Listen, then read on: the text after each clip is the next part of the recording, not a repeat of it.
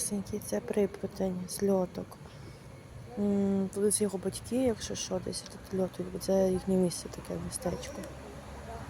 Парочка така живе. Таке досить людне місце, але вони щось його обрали. Я знаю чому. Дуже. Це він такий там іде, маленький. Пошкодив крильця, але я думаю, я його не чіпаю. Якщо що, я пройду, що завтра пройдусь туди,